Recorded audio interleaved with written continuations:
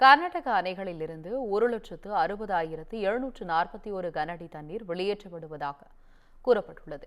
மேட்டூர் அணை 100 அடி எட்டியுள்ளது. இதனால் தமிழகத்தில் 9 மாவட்டங்களுக்கு வெள்ள அபாய எச்சரிக்கை விடுக்கப்பட்டுள்ளது. கர்நாடக மாநிலத்தில் பெய்து வரும் கனமழை காரணமாக கபினி மற்றும் கிருஷ்ணராஜசாகர் அணைகள் நிரம்பி வழிகின்றன.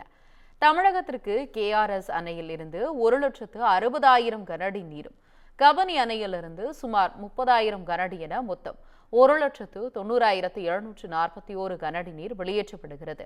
இதனால் ஒகேனக்கல் காவிரி ஆற்றில் வினாடிக்கு 1,15,000 கனஅடியாக இருந்த நீர்வரத்து 1,20,000 கனஅடியாக அதிகரித்துள்ளது. தொடர் நீர்வரத்து காரணமாக ஒகேனக்கலில் பரிசல் இயக்க விதிக்கப்பட்ட தடை 12வது நாளாக நீட்டிக்கப்பட்டுள்ளது. இதனிடையே சேலம் மாவட்டம் மேட்டூர் அணைக்கு நீர்வரத்து வினாடிக்கு 1,18,009 கனஅடியாக அதிகரித்துள்ளது. இதையடுத்து அணையின் நீர்மட்டம் 99.11 அடியிலிருந்து 100 அடி எட்டியுள்ளது. இதனால் கிருஷ்ணகிரி, தருமபுரி, சேலம், ஈரோடு, நாமக்கல், கரூர், திருச்சி, தஞ்சாவூர், நாகப்பட்டினம் ஆகிய மாவட்டங்களுக்கு வெள்ள அபாய எச்சரிக்கை விடுக்கப்பட்டுள்ளது.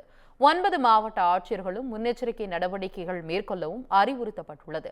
ஈரோடு மாவட்டத்தின் முக்கிய நீராதாரமாக விளங்கும் பவானிசாகர் அணைக்கு நீர்வரத்து 14,127 கனஅடியாக அதிகரித்துள்ளது.